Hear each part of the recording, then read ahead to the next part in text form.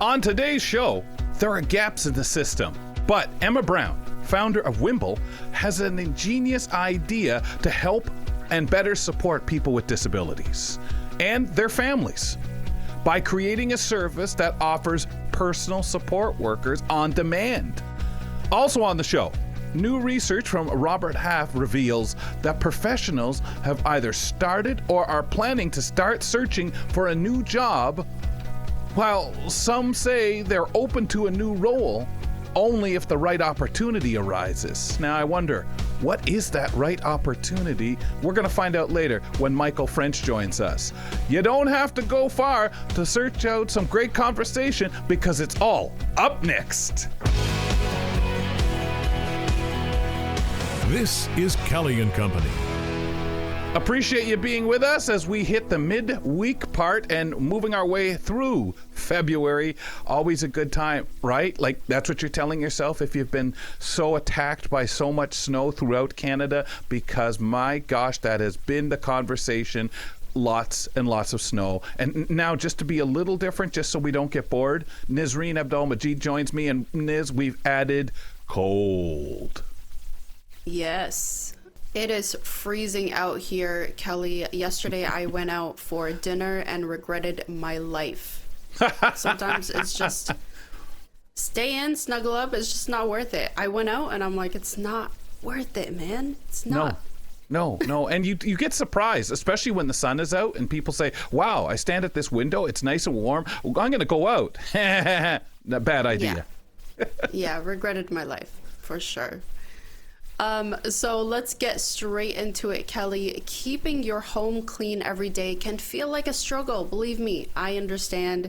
Been there, done that. But breaking it down into small, manageable jobs can help you feel less stressed about doing it.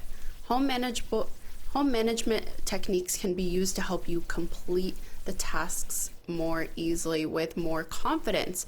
Leanne Baarda is here to tell us how. Welcome, Leanne. Hi, how you guys doing today?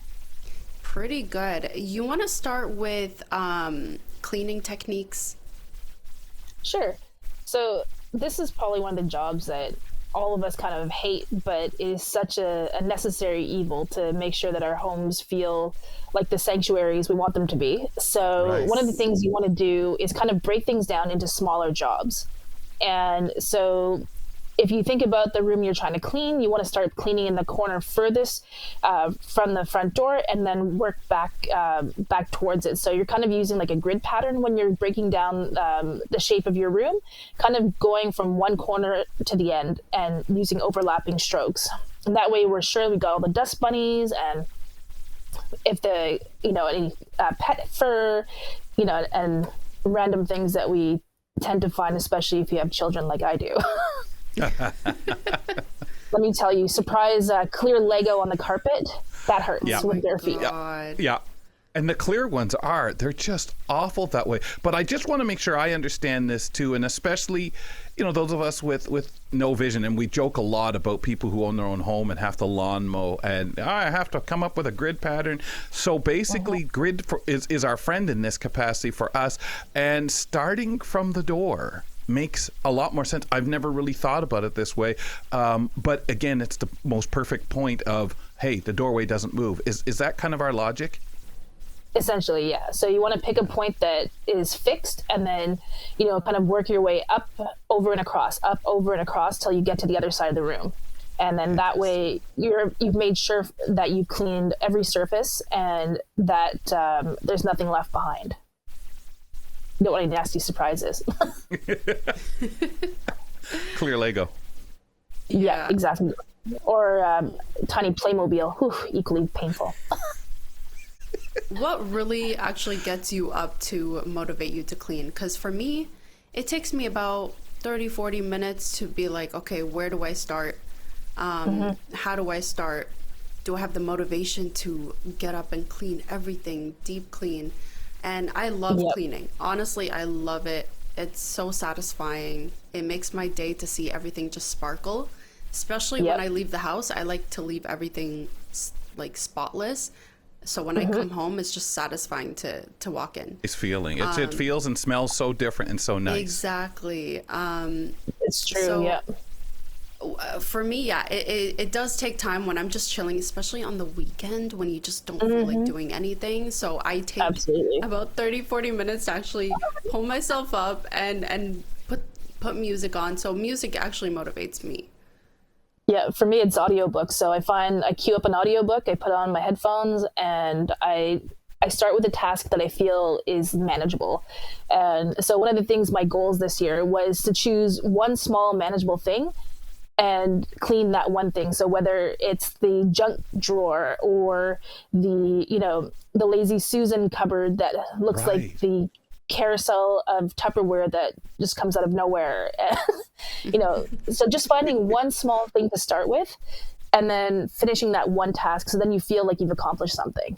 Yep. Yeah. And something out of the blue, something you would have otherwise not done, because the rest of the cleaning we're talking about, and again, Nisreen has that, hey, I don't mind doing this. You have listening to the audiobooks, old radio shows, that kind of thing to keep it going while you're doing what you're doing, as they used to say, whistle while you work. But a routine is the way to do it, right? And scheduling yourself.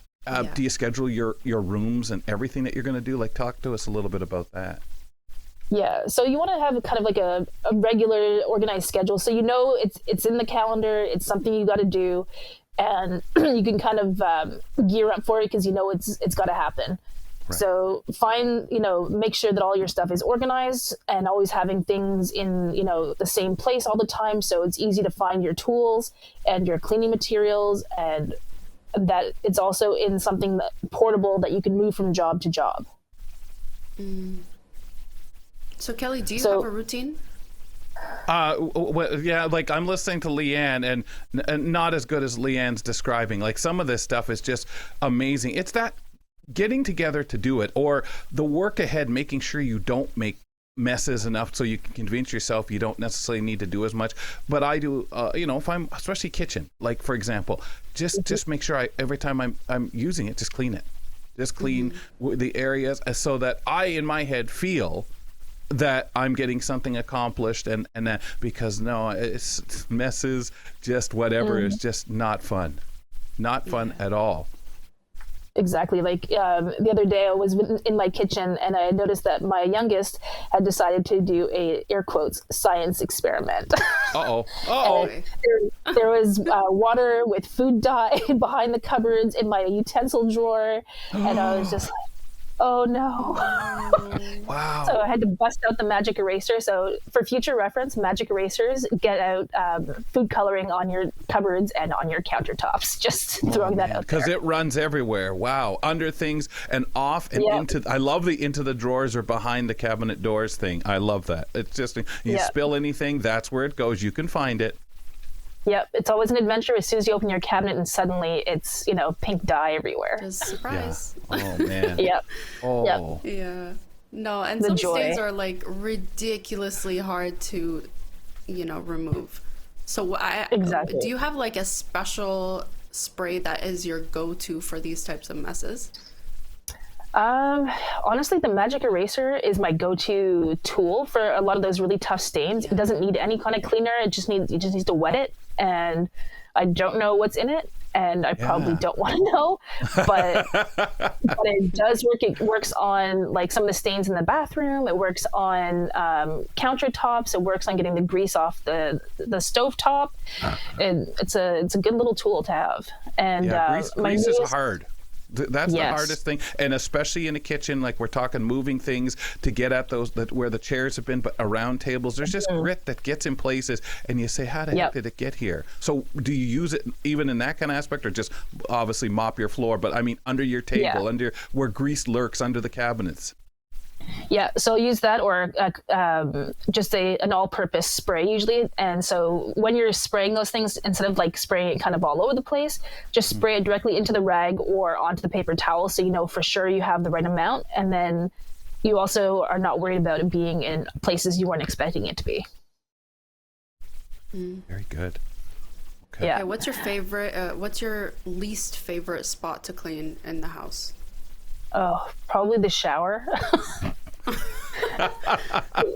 I was gonna say the Tupperware cabinet, but no, you bring a good point. That is annoying to clean. Yeah, behind all the little the caddies in the shelf of the caddy, because all the soap scum gets in there. Yes. If you have people in your family with long hair, there's somehow always hair on the shower walls, which astounds me every day when I get in the shower. Because I don't have long hair, so so I know it's not me. You know it's not you. Yeah. Yep, exactly. So always finding the surprises in the shower, and the toilet is also equally unpleasant. A question for you on moving things, especially with a lot of your clients. How do you get people, and maybe people, I'm going to again zero in on people newer to blindness, for example.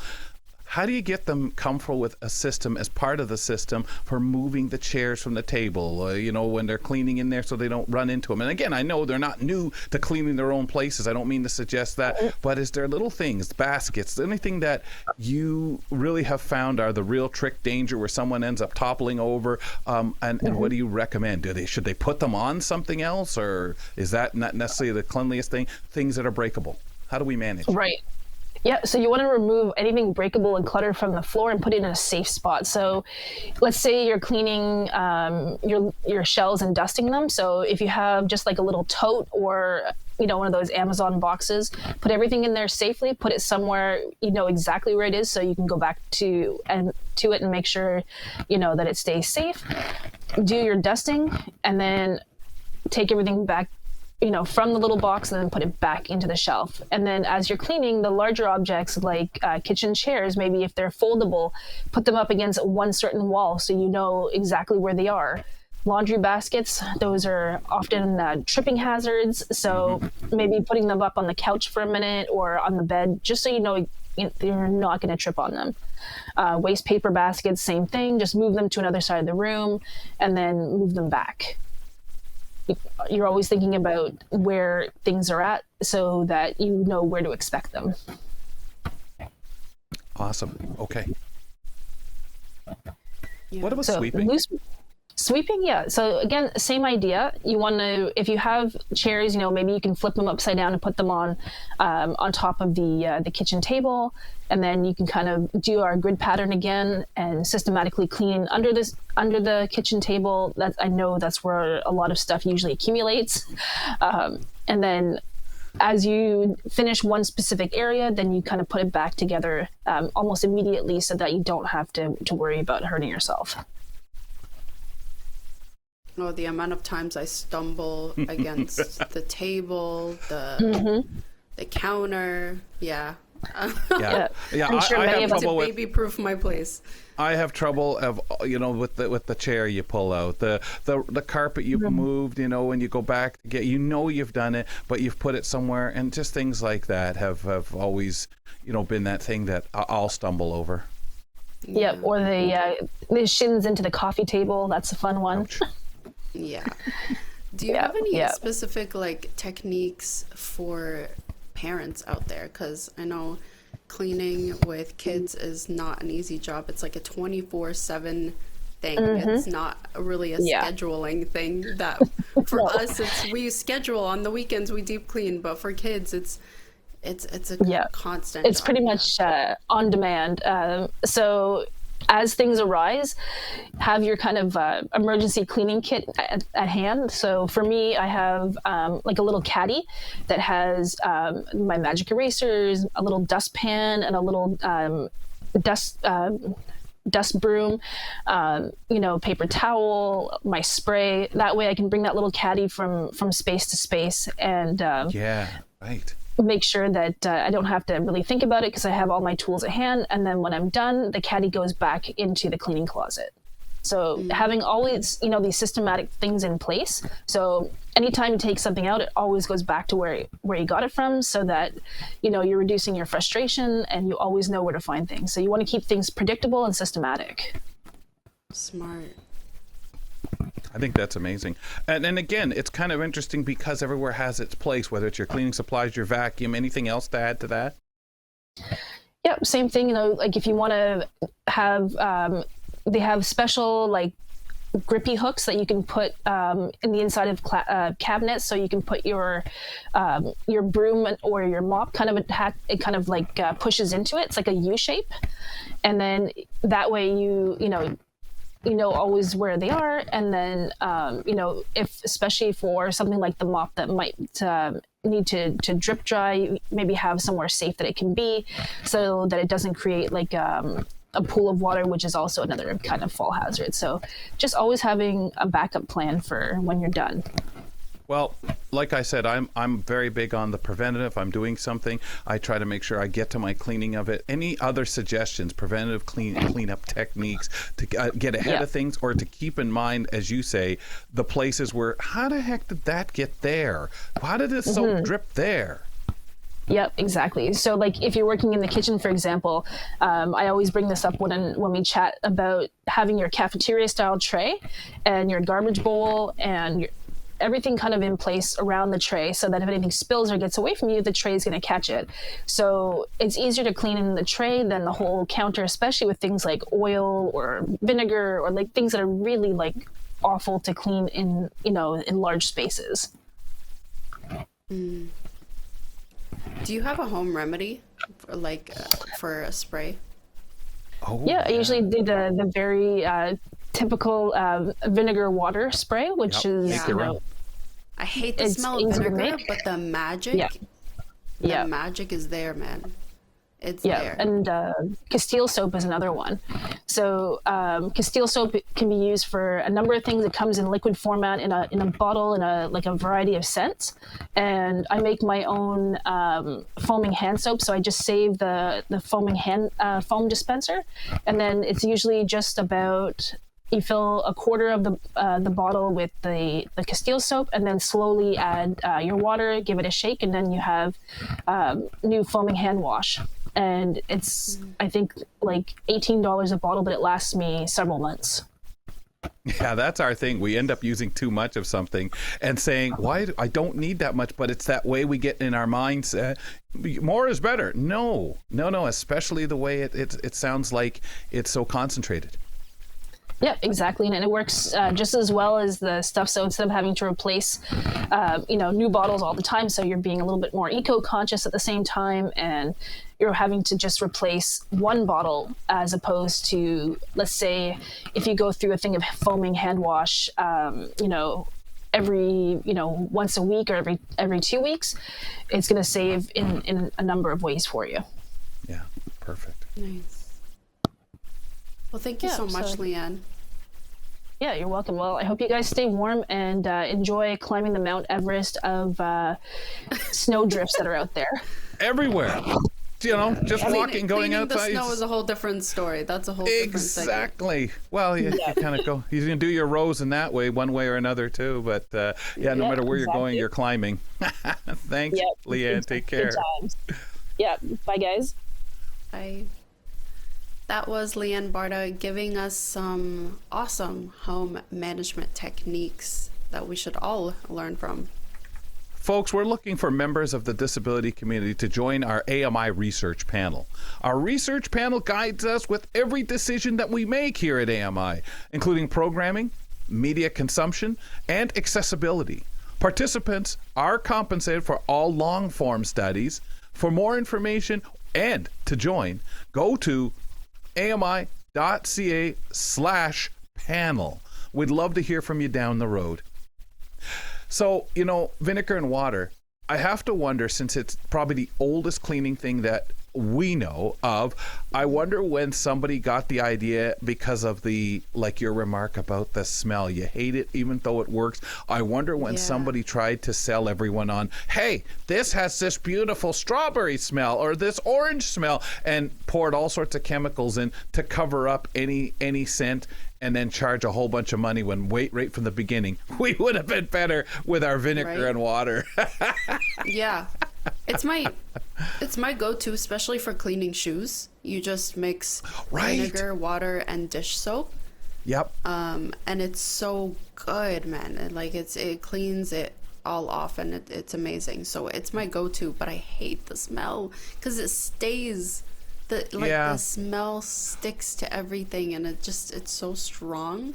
I can't stand it. What It makes wouldn't me you sick. use it for? I mean, obviously, upholstery and all that, you can wipe it on a little bit. You got to be careful because as long as your mixture is good.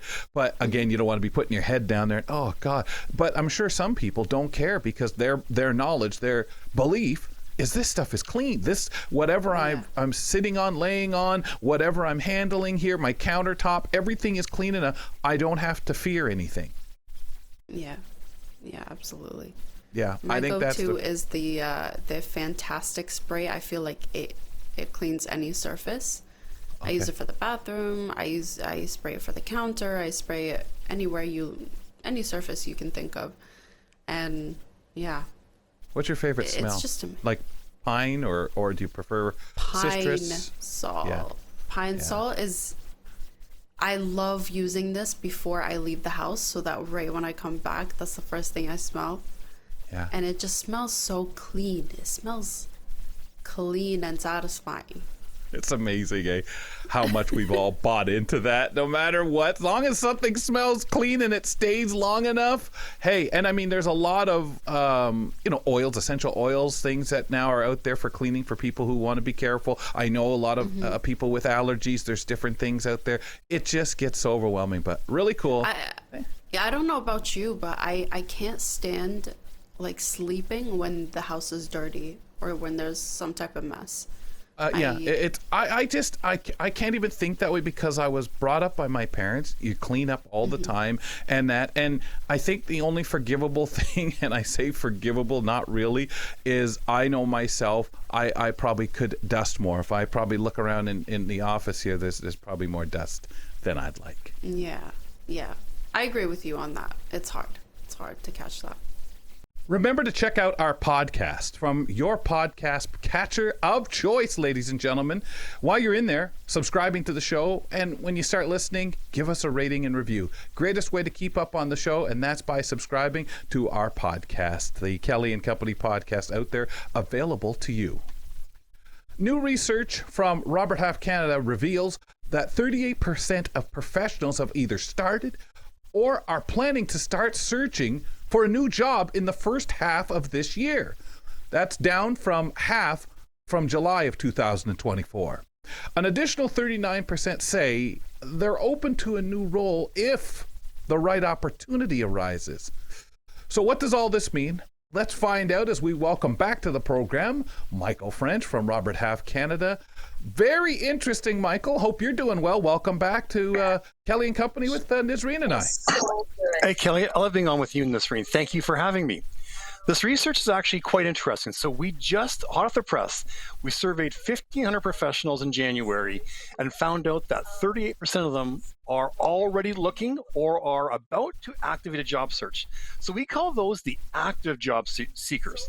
Now, you also mentioned that is down from the last half of last year, which I'm not surprised. The second half of the year tends to be a little bit higher. People making a change, they want to make a change going into the new year. So that's not that odd. But what I thought was interesting, an equal amount, 39%, they're in the passive job market. That means if something came along, they would accept it. So we have the active at 38, the passive at 39. So almost equal. It's really interesting and again, this is a person with a disability speaking about opportunity out there or what people perceive as, hey, you know what? Tired of being here. I think I need a change. The family, we need a little more income.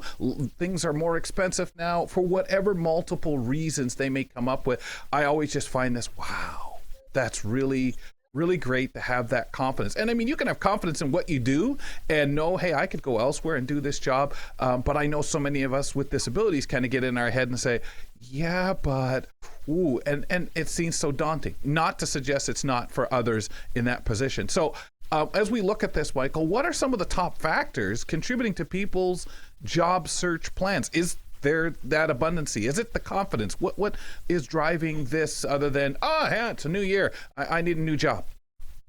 Well, you hit something really interesting, Kelly. So when we surveyed these workers, now these are all the professional workers in the professional space. So these are all accountants, lawyers, high skilled admin, tech, advertising. 94% of people were very confident that they had skills in hot demand. And this was impressive. Almost 3/4 have upgraded their skills or learned new skills in the last 12 months. I would count that bucket to include all the people learning generative AI. That's a very hot area. So, the people are very confident that they have the hot skills in demand. And Okay. now we talked about sort Hold of it. what's Before you driving. move on Okay. past that, Michael, I'm curious. You said AI being a driving factor. Would you compare that to the driving factor of people sitting home during the pandemic, where we also, you sat here with us and we discussed, people felt that way. What am I going to do with myself? I'm bored playing this game, doing that game, watching the world go by. I'm going to go online and take a course. Would you say, from the evidence that you've got now, over that last 12 months compared to that pandemic time, is it the same amount, more of a push? Is AI actually driving people more?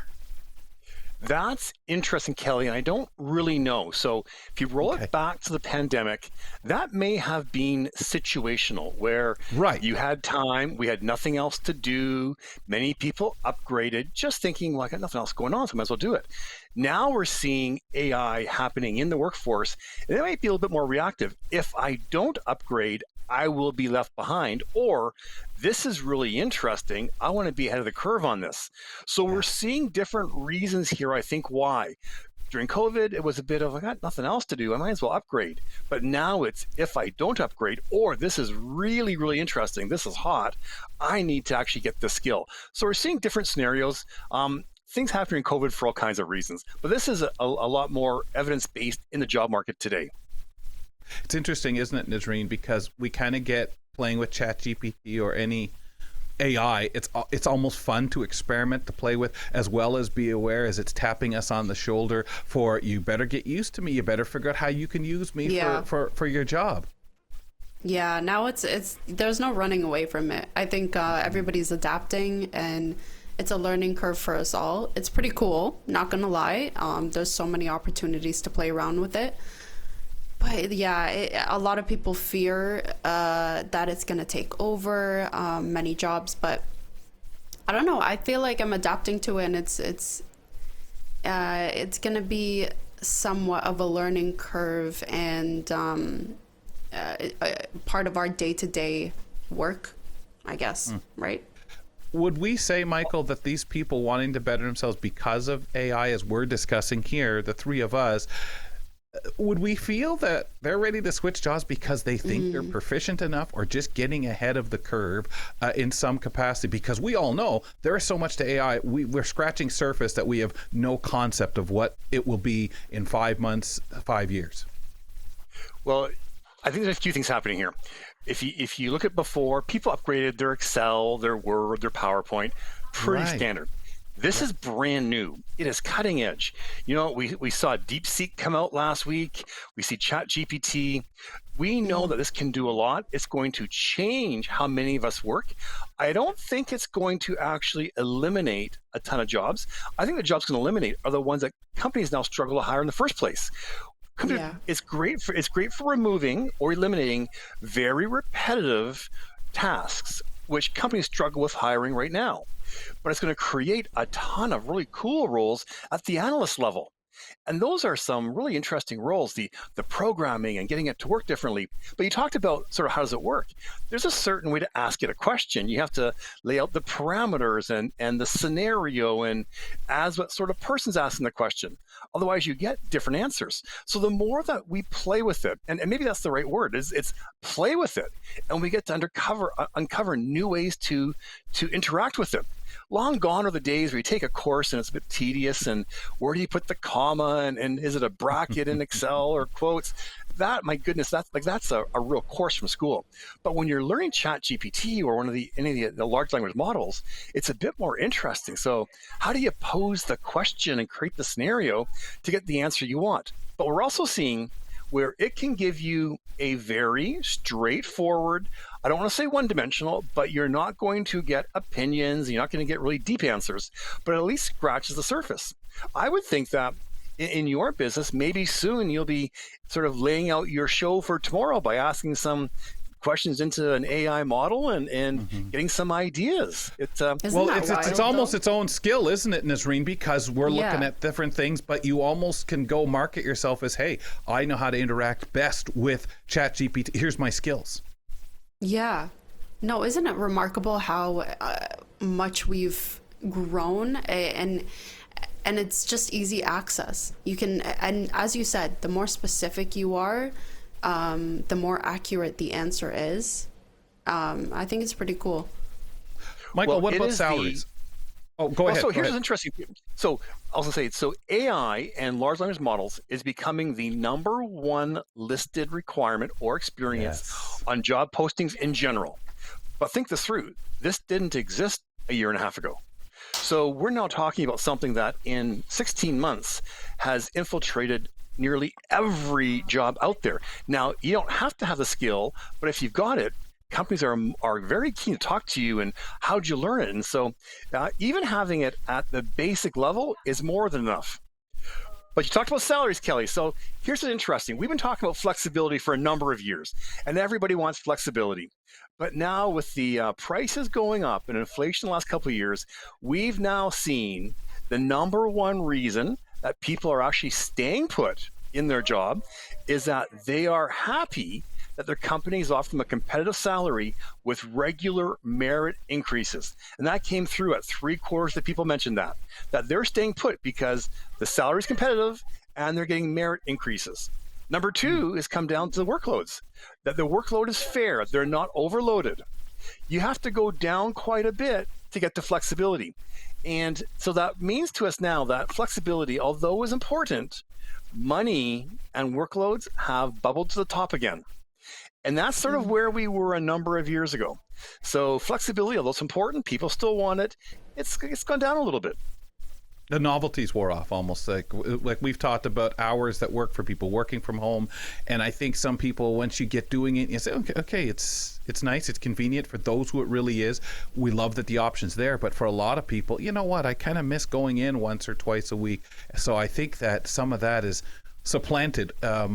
being supplanted by the finances. Now, Michael, I'm curious on when we see the satisfaction when it comes to workload, particularly because so many times we're hearing people are paid so much, but our society says work harder, work overtime to show that you really want it, especially if there's any advancement.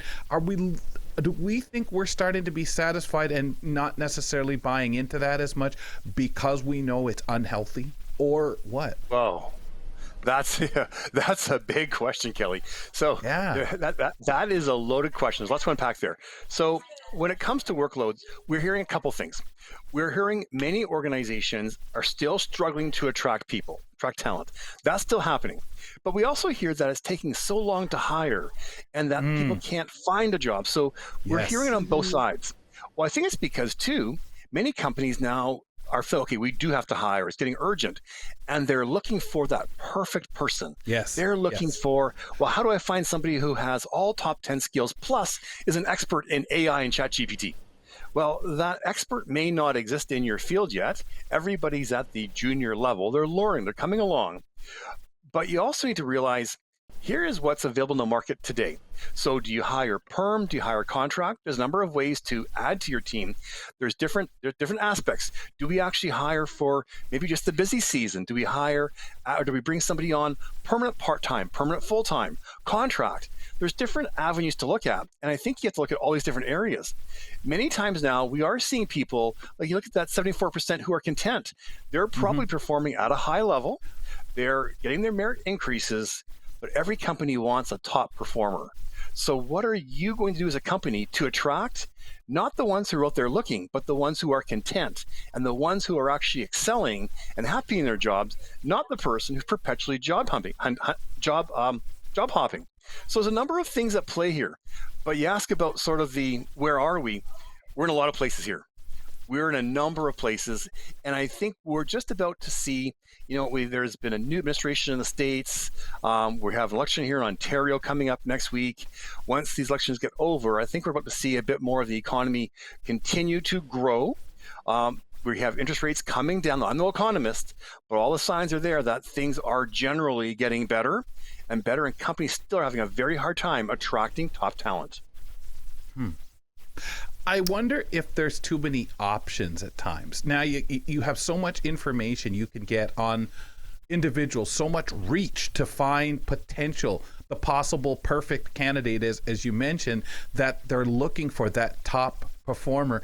I wonder if it's almost like a plethora of information that slows down the HR department, slows down the hiring process. Because I have heard this for a little bit of time, and you start estimating, okay, if they get my resume, they start making their decisions, we should hear back at this point, it called in for an interview at this point, decision making, and maybe get an offer call at this point.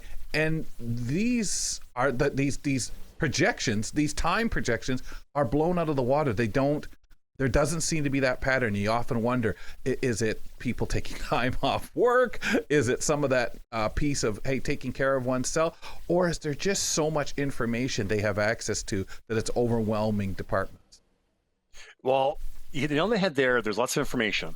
The second thing to look at too is they're just to the point now where they can start hiring. So they're looking for really that needle in the haystack. So they're taking more time.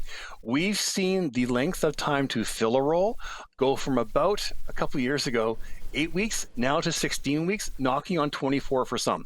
The more senior the role is, the longer it takes. And then that's trying on your own. When companies engage with us, we can cut it down substantially because we have a qualified pool of candidates ready to go to meet with.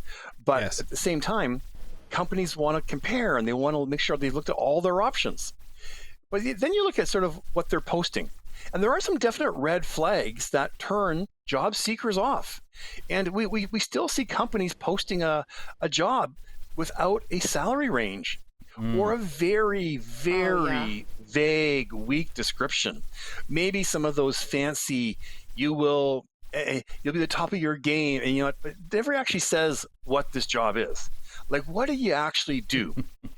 And then when it That comes makes time when me you want to apply just for it, scroll through. Yeah, because it's like they're rewriting, or something's come up and the company has said, how do we make a new role that involves these things? We're not quite there yet, but we got a post. I need somebody in here. It's sort of sloppy. well, they're also trolling.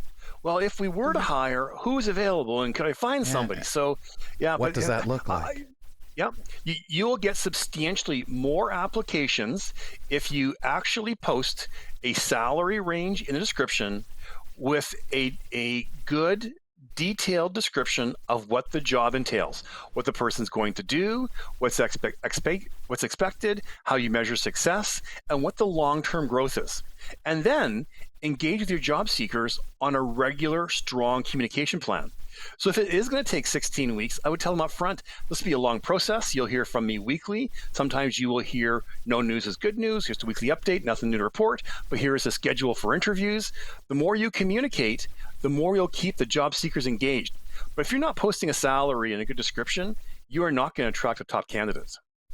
Okay. Mm-hmm. You mentioned the more you communicate, the better job seekers are interested in the job itself.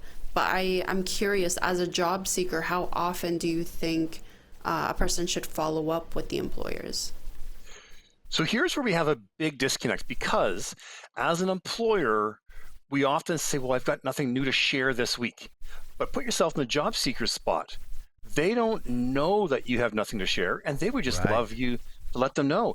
Even if it is a little bit of an impersonal email to 10 or 12, like a BCC to an email, hey, candidates, this week the manager is on vacation. I have nothing new to report, or suddenly the person's out on a special project. He's back next week. I'll be in touch the following week with an update of what's happening.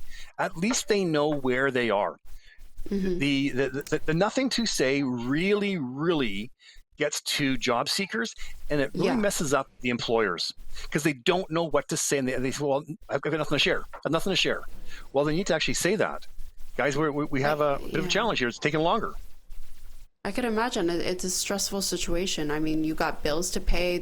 It's inflation. Like, there's things that need to get done, and to have no answer, no update from employers, it's frustrating for the job seekers. So I think you're right. It's definitely important to keep constant like communication between the employer and the job seeker, just to keep them updated, just to know where they are. Because if they're not interested, then they're gonna move on to the next job, right? Because there have got to be that component of people out there that are beyond, that are the professionals who know what they're looking for, who are confident, versus somebody who's, well, I don't want to pester them, I need this job so badly. Those who, and it's got to be an interesting division line of those who are confident enough to say, man, come on, I'm looking for an answer. I got a lineup of people here. What do you got for me?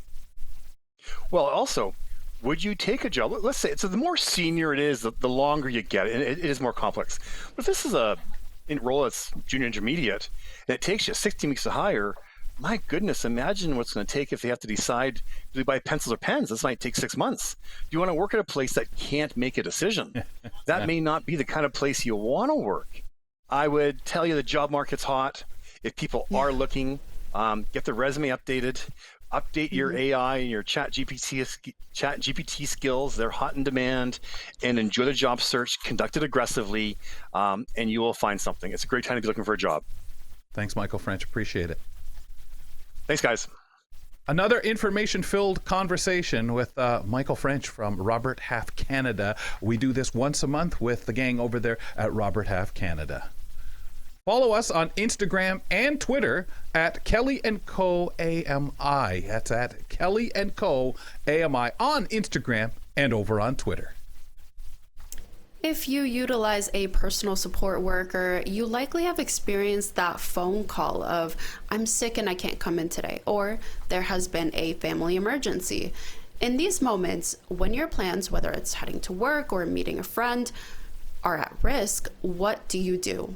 Emma Brown knows all about this, and that is why she founded Whimble. It's great to have you here. So this is a brilliant idea. What is Whimble, and where did the idea come from? The idea came from personal lived experience. So my younger brother has spina bifida, so he requires assistance with activities of daily living.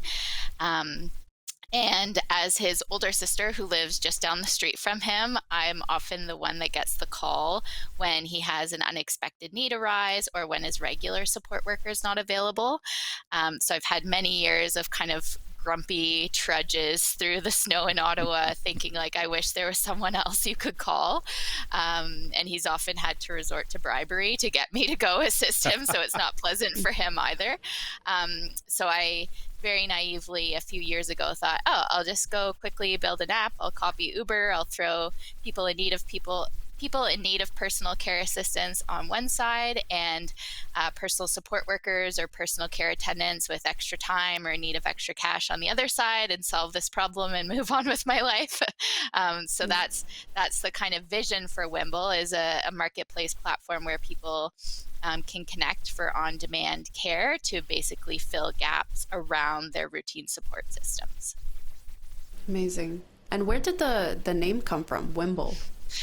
The name came from a pretty lengthy naming exercise because we were trying to come up with something a bit fresh. As I'm sure you're both and all your listeners are aware, often things in the disability or accessibility space can be a little bit corporate or institutional sounding, or even a little bit cheesy, like helping hands and rainbows and chasing freedom and all of these kind of inspirational messages. So I was trying to go more in like a fresh, more tech direction, but we still wanted to evoke feelings of spontaneity, flexibility, nimbleness, whimsy. So we came up with the name Whimble to lean a little bit on that, but still be kind of a typical tech company sounding platform. Wow, it's kind of like a mixed name in that sense, to be nimble for people to be able to have on demand. You know, what a whim would that be? Like, you get so much out of that, or can have some fun with that. Yeah. So for the doubting Thomases, Emma, out there that start saying, well, hold on, there's such a shortage in medical people out there, whether it's nurses, The governments aren't coming together with enough money for personal support workers, and all the rules on who can qualify, who needs direct funding kind of services. What do you say to those, and how did you, as you recruit people, as you get people involved, tell us about some of those parameters that makes it so believable they're available for the circumstances we're talking about? Hey, we want to go out tonight, we need some help.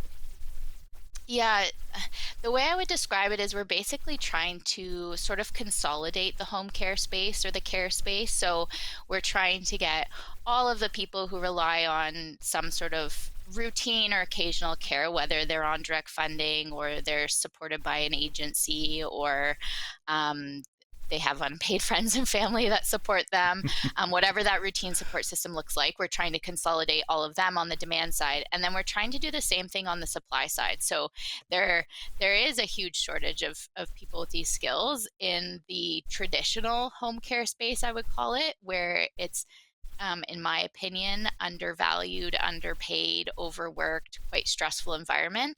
So what we're trying to do is basically say to all those people who have those skills, some of whom have left that workforce and moved on to other jobs, we're trying to say to them, you have valuable skills. We want to value what you offer to the community. So we pay above industry standard rates, and we give them total control over their schedule. So if a shift request comes in their area, they see the notification, they can pick it up if it works for them, works around their other commitments, whether they've gone back to school to do a nursing degree or moved on to a totally different job, or whatever their daily life looks like. On the supply side, it's the same thing, where we're trying to basically plug their gaps in their schedule to get them some extra income and have it be on their own terms as well.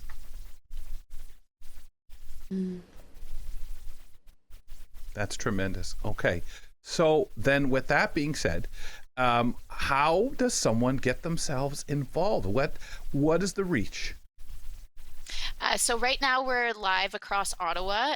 We have a small expansion into the GTA so far, but basically there's 3 ways to engage with Whimble, or we kind of describe ourselves as having 3 customers, which is also really fun. So basically we have individual users of care services. So those are typically people with some type of disability or some type of care need. And again, it's obviously a very wide spectrum, but basically just someone who identifies themselves as needing occasional care. So users of the service, or on the demand side, they go through a quick onboarding process where they fill out an intake form, tell us a little bit about their needs, and then we do a quick home visit just to verify what type of equipment they have, make sure there's no safety hazards that the attendants would have to be aware of, and show them how to place requests on the platform. So that's the kind of journey for the one-on-one clients. And then we also see our attendants, our personal care attendants, as a customer, because we without them, we can't do what we do. So they have an onboarding journey as well, where they have to provide a ton of documentation. It's quite onerous on the supply side, but it's obviously all very critical in such a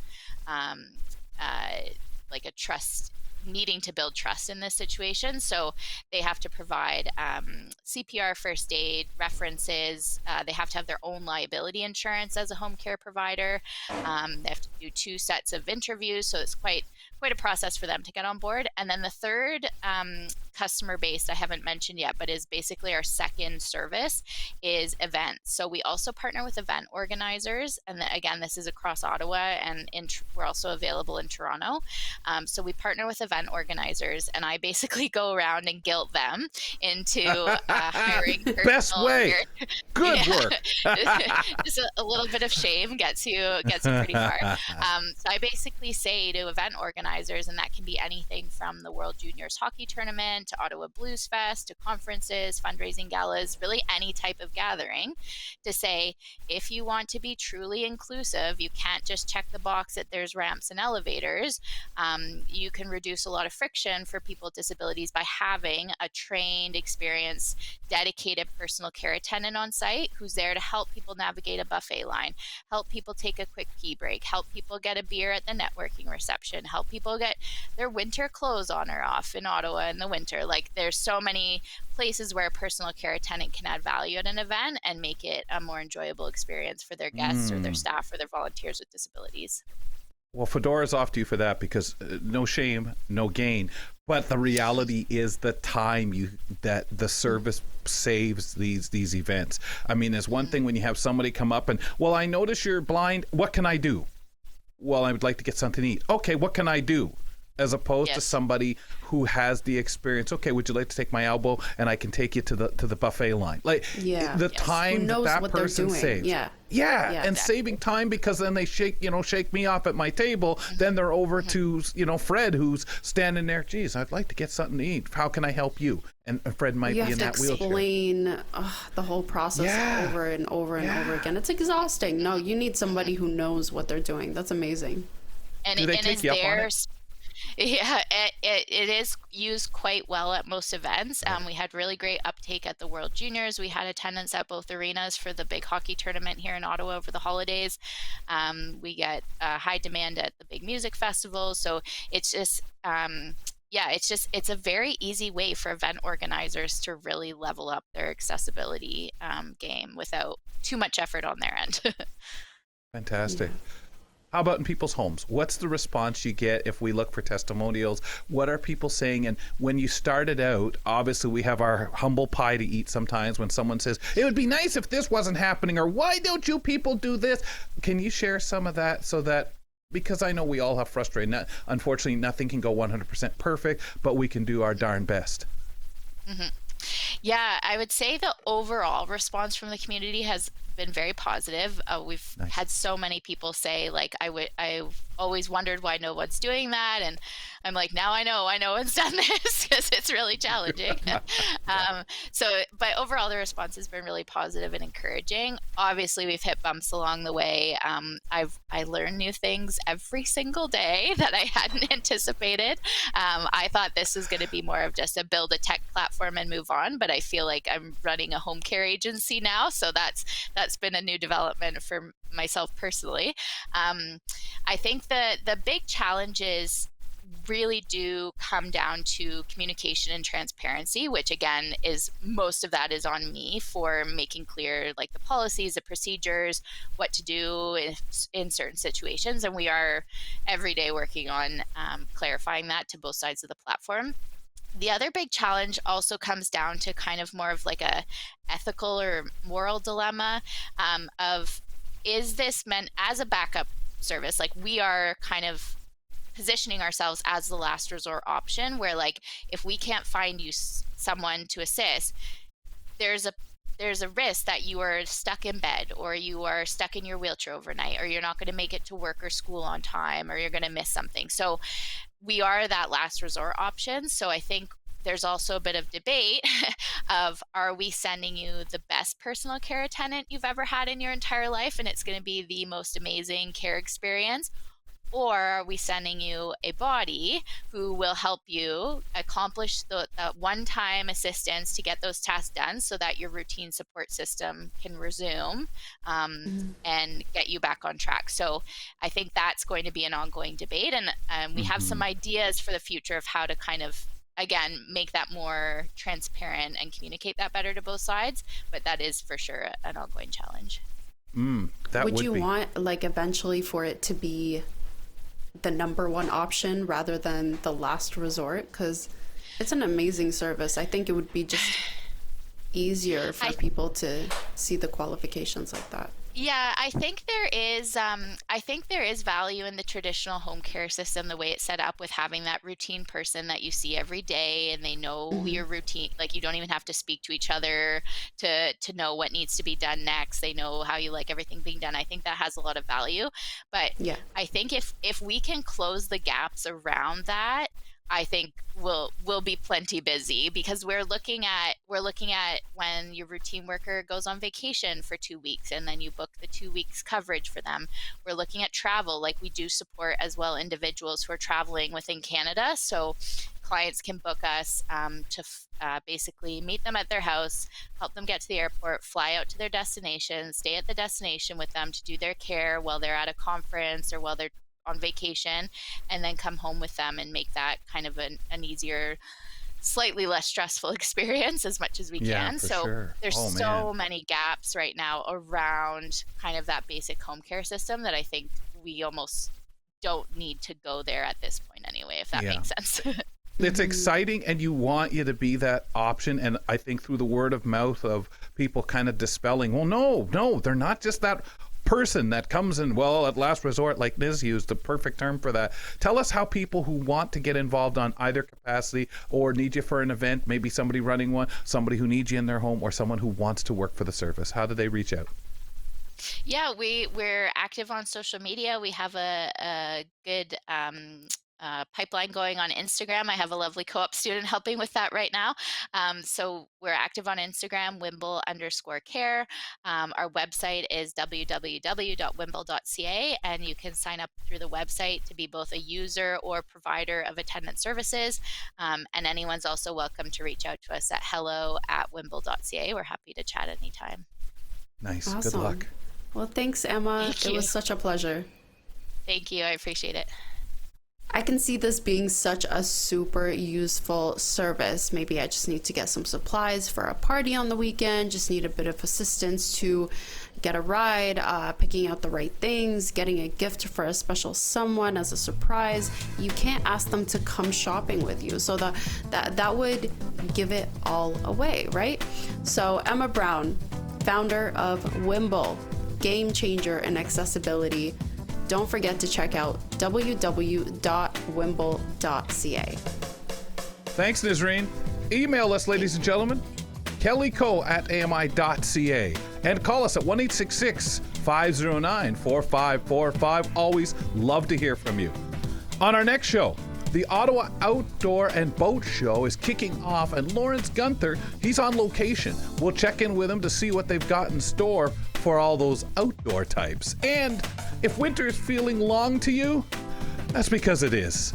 Arts and culture contributor Amy Amanti is here tomorrow with some indoor and outdoor things that we can do to enjoy the best of the season. Folks, have a good one. Nisreen and I will be back to talk to you tomorrow. Fedora's off to you. Thanks for tuning in to Kelly and Company.